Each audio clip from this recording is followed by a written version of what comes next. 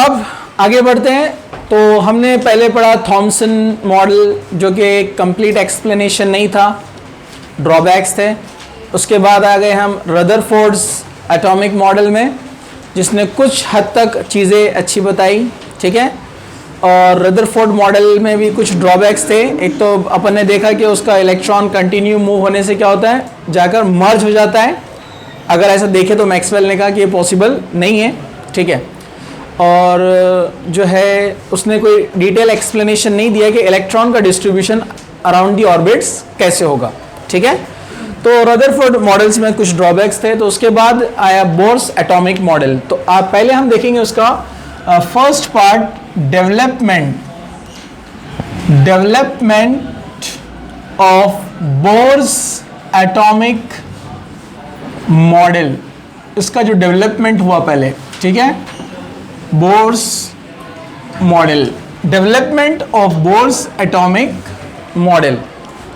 Okay, तो bourse ने कुछ चीज़ें एक्सेप्ट किया रदरफोर्ड की, जैसे वहाँ पर कहा गया था कि ये जो इलेक्ट्रॉन, जो बोर्स के रदरफोर्ड के जो पोस्टुलेट्स थे कि जो एटम के अंदर जो सेंट्रल न्यूक्लियस होता है, जो कि अभी हम डिस्कवर नहीं कर पाए, अभी क्या प्रोटॉन न्यूट्रॉन के बारे में डिस्कशन नहीं कर रहे हैं, कि जो न्यूक्लियस होता है it is positively charged. Nucleus क्या होता है, positively charged part of the atom, ठीक है। ये एटम का पॉजिटिवली चार्ज पार्ट है, जो कि कहां पर होता है, सेंटर में। कहां पर होता है, सेंटर, यानी कोर ऑफ द एटम। ये एटम के कोर में होता है, ठीक है। उसके अराउंड में इलेक्ट्रॉन रिवॉल्व हो रहे हैं, ठीक है, कंटिन्यू गर्दिश में मूव हो रहे हैं वो इलेक्ट्रॉन्स, ठीक है। लेकिन इलेक्ट्रॉन का डिस्ट्रीब्यूशन के बारे में रदरफोर्ड ने अभी कुछ नहीं कहा था। बोर ने इस पर एक कदम बढ़ाकर आगे इसको कुछ एक्सप्लेनेशन दिया कि बोर ने कहा कि इलेक्ट्रॉन जो होता है वो एंगुलर मोमेंटम में है। इलेक्ट्रॉन मूव तो हो रहा है, लेकिन उसका जो मोमेंटम है वो क्या है, एंगुलर मोमेंटम, जिसको आपने फिजिक्स में पढ़ा है। मतलब एक होता है लीनियर मोमेंटम। लीनियर मतलब कोई चीज सीधी जा रही है, उसको क्या बोलते हैं हम, लीनियर मूवमेंट। और जो ऐसे सर्कुलर पाथ में होती है उसको क्या बोलते हैं हम, एंगुलर। समझेगा आपको, जैसे आपने पत्थर फेंका तो ये लीनियर है ना, बराबर है कि नहीं।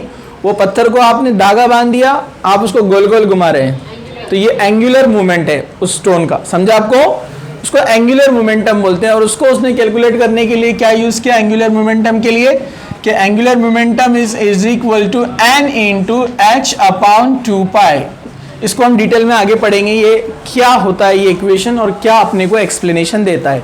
सिंपली यहाँ पर अपन इसको जो अभी समझेंगे वो ये है कि n जो है, ये तो एंगुलर मोमेंटम है यहाँ पर l, okay.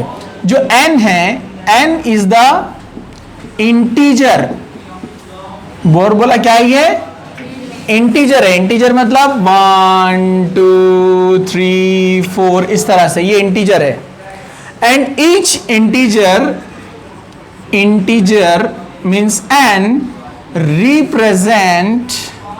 Represent n orbit. ये एक ऑर्बिट को रिप्रेजेंट करता है। मतलब ये first n is equal to 1 जब बात करेंगे तो इंटीजर 1 है, समझा आपको। जब हम बोलेंगे n इज इक्वल टू 2, मतलब ये दूसरी ऑर्बिट की बात चल रही है, n इज इक्वल टू 2, समझा आपको। तो उसने कहा कि डेफिनेटली इसका डिस्टेंस यहां से कम होता है, रेडियस, इसका डिस्टेंस ज्यादा है, तो डेफिनेटली स्पीड भी क्या होंगी, अलग अलग, बराबर है कि नहीं है। तो कहा कि ये फॉर्मूले की हेल्प से हम उसकी स्पीड को, एंगुलर मोमेंटम को हम फाइंड कर सकते हैं। तो n इंटीजर रहेगा, h जो होता है ये प्लैंक्स कांस्टेंट होता है, इसको हम आगे पढ़ेंगे, अभी नहीं, ठीक है। प्लैंक्स कांस्टेंट, ये प्लैंक्स कांस्टेंट है, इसकी फिक्स वैल्यू है। और 2π तो आपको पता है, ये हम एक सर्कुलर जो पाथ है जिसमें मूव हो रहा है उसके लिए इसको यूज करते हैं यहाँ पर। तो ये हो गया n इंटू एच अपॉन 2π, इसको याद रखो, आगे ये डेरिवेशन में आएगा, ओके। तो आप, उसने कहा कि बस आप यहां पर वैल्यू रखते जाइए। पाई की वैल्यू तो पता है अपने को कितनी है, 3 प्लैंक्स की भी एक वैल्यू फिक्स है। यहां पर आपको बस इंटीजर रखते जाना है, 1 2 3। तो हम कोई भी ऑर्बिट के अंदर प्रेजेंट इलेक्ट्रॉन का एंगुलर मोमेंटम निकाल सकते हैं, ठीक है, ओके। तो उसने कहा कि इलेक्ट्रॉन्स अलग अलग ऑर्बिट में डिस्ट्रीब्यूट होते हैं जिनके अलग अलग लेवल्स है। ये पहला डिस्कशन हुआ मोमेंटम के बारे में। बोर्स एटॉमिक मॉडल को जो दो थ्योरीज ने ज्यादा सपोर्ट किया या उसके एक्सप्लेनेशन में हेल्प की, वो दो थ्योरीज कौन कौन से थे? फर्स्ट था ड्यूअल नेचर ऑफ इलेक्ट्रोमैग्नेटिक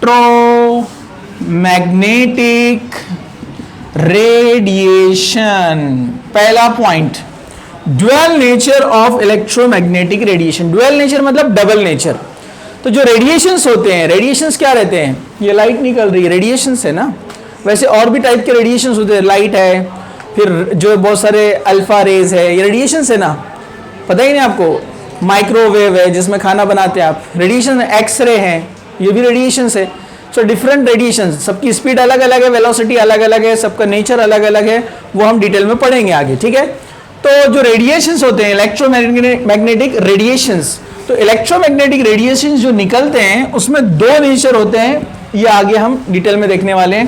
तो एक जो उसका पहला नेचर है वो है एज ए पार्टिकल, तो it behaves like a particle, जैसे अल्फा पार्टिकल बोलते हैं हम। तो अल्फा रेडिएशन भी है, पार्टिकल भी है। एक अल्फा किसके बराबर होता है? हेलियम के, देखा ना हमने, एक हेलियम के बराबर होता है अल्फा। बीटा रे, ये एक इलेक्ट्रॉन के बराबर होता है, बीटा रे, ठीक है, अल्फा बीटा। वैसे गैमा होता है। तो डिफरेंट रेडिएशन से they also act as particle. In some condition वो पार्टिकल जैसे बिहेव करते हैं, पार्टिकल जैसे दिखते हैं, और कुछ जगह कैसे दिखते हैं? वो वेव के फॉर्म में। जो रेडिएशंस निकलते हैं वेव के फॉर्म में जाते हैं। जितने भी इलेक्ट्रोमैग्नेटिक रेडिएशंस है they move in wave form.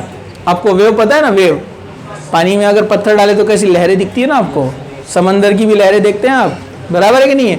तो वैसे रेडिएशंस की भी वेव्स होती है, ये ऐसे जाते हैं वेव के फॉर्म में। तो ये दो नेचर है इसके, dual nature of electromagnetic radiation, ये एक कंसेप्ट है जिसने बोर्स को आगे हेल्प किया, आगे जो हम देखने वाले उसमें। दूसरा जो था वो था spectrum of hydrogen atom. Spectrum of hydrogen atom, या स्पेक्ट्रा कहेंगे हम उसको, spectra of hydrogen atom. Spectra या स्पेक्ट्रम ये क्या होता है? ये डिफरेंट बैंड्स को रिप्रेजेंट करता है। कैसे होता है डिटेल में आगे मैं आपको अभी बताऊंगा, ठीक है। सो फर्स्ट राइट इतना लिखो, फिर हम आगे बढ़ते हैं।